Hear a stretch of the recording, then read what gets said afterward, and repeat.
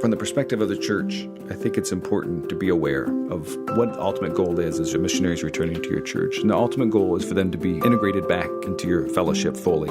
And fully in the sense that they are incorporating all of their mission experience into their whatever calling they're stepping into in that local body. Welcome to Breaking Bread. Today we're going to air the final episode of our three-part series in missionary care. We have been honored to have Kirk Plattner with us from Harvest Call and our own Amber Miller. Kirk, you had mentioned that it is the responsibility of the church to care for the entire life cycle of the missionary, and that would also include reentry. And so we want to talk more about that. We kind of know what the sending process looks like, and I would imagine there's more documentation on the sending process than there is on the reentry process.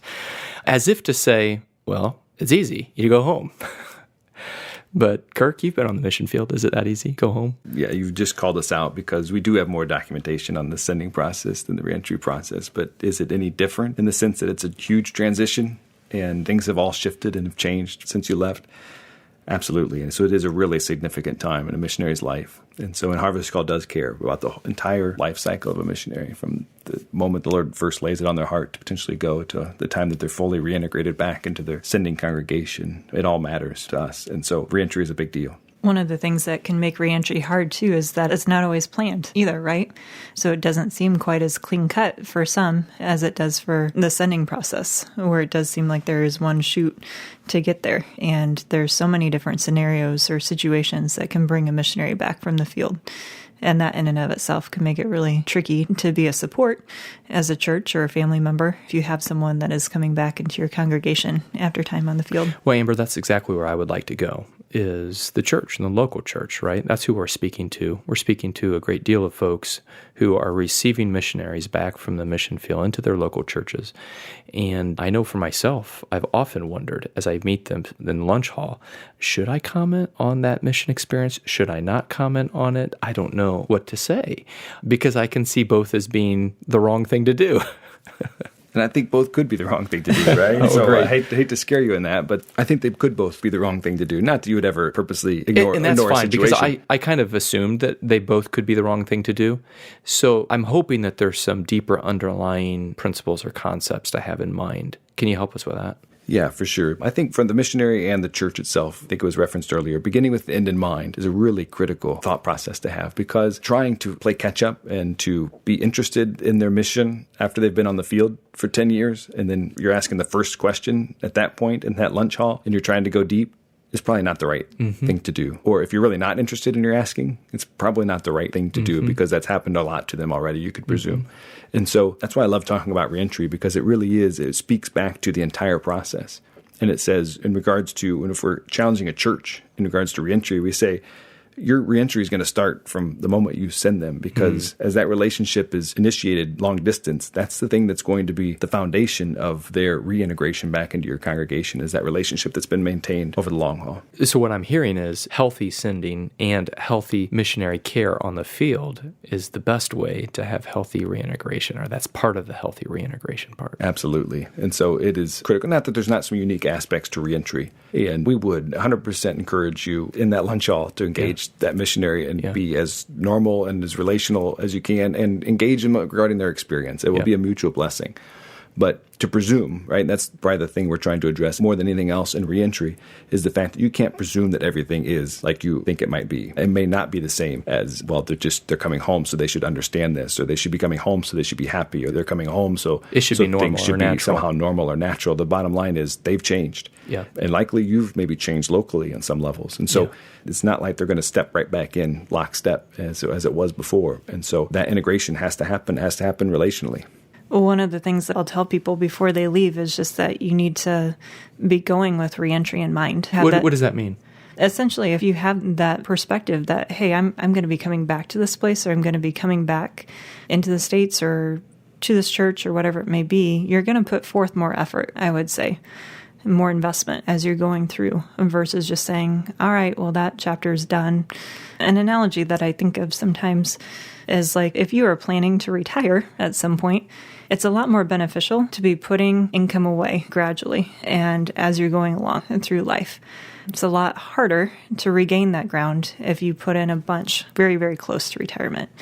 And so I think a lot of times we may have that mindset. Well, when I start thinking about reentry, then I'll start reinvesting, or it will happen. But you've lost a lot of ground just because of that interest that can build. And so that might be a way to think about it too, is you want to be investing as you're going through your time on the field.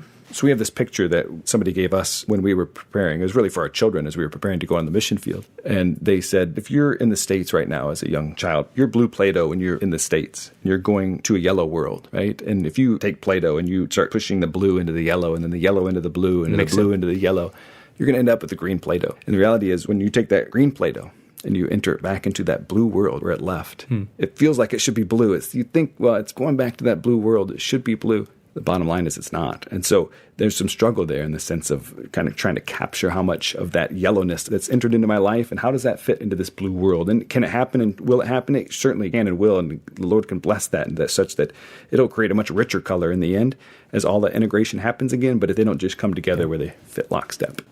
And Amber, I would like to turn to you because this isn't altogether different than a person who has gone through a traumatic loss, for example. Right? Yeah. And they have to reintegrate society with the new set of norms and such, right? Yeah. Or many of the transitions we go through. And I'm not trying to say it's all one and the same, but I'm trying to say that some of the same principles apply. No, the grieving lens is a really good one to use with reentry and to think about just the fact that there's a range of emotions that a person feels. And it is, to some sense, finding your feet again after you've been gone for a while. And so, as Kirk just mentioned, there's a piece of identity, and that gets interwoven with that too. And so you're grieving, and you're also doing deeper heart work as well, trying to figure out, hey, who am I, and how do I integrate these experiences that I had in a meaningful way? And how do I integrate the experiences that maybe I wish I didn't have, but I did, and now I have to make sense of that in this new place? How does that help my interaction? I want to encourage people not to be afraid to engage or to have conversation. One of the things that happens if we don't know what to say, we avoid, right? We're not going to go up to that person because we're like, oh, how can I connect? How could I don't want to say the wrong thing. And so I'm just not going to.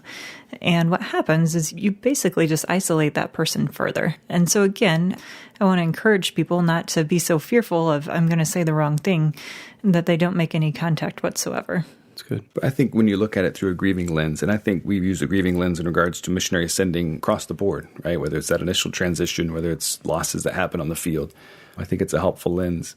I think acknowledging the losses, it's a process that the missionaries go through. I think there's some benefit in not being afraid just to acknowledge what are those losses.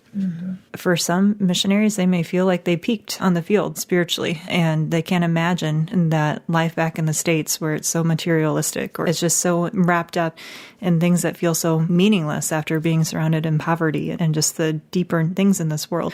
It can be really hard to recognize that, no, your better days are ahead of you. And so even, I think, grieving that sense of spirituality that you had on the field, or that sense of, hey, I liked who I was. Maybe not all the time, but I liked that identity, or I liked the person that used to be on the mission field or was in Haiti or Mexico or wherever.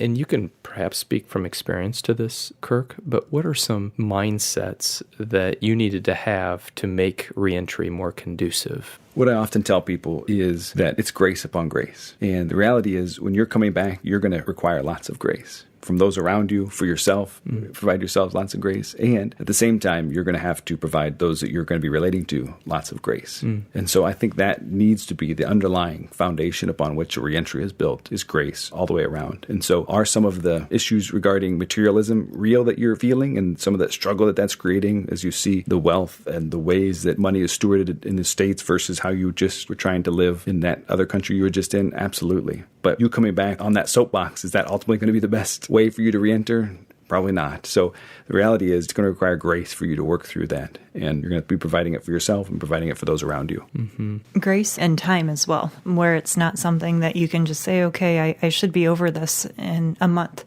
or I should be back to quote unquote normal in a few months. But rather, as you think about the whole year, there's going to be different holidays and traditions that you maybe had on the mission field that aren't going to be the same now back in the States, and there'll be different times when things hit you. And so giving yourself time as well to allow yourself to grieve those things as they come.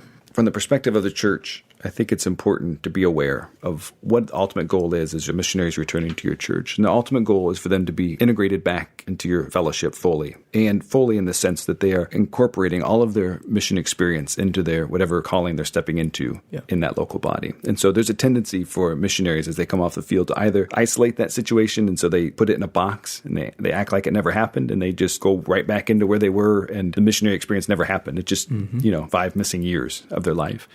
Or they never get out of it. They're only always a missionary, even in their local context. I was this or I was that. The bottom line is we're hoping to integrate that into their service in the local church.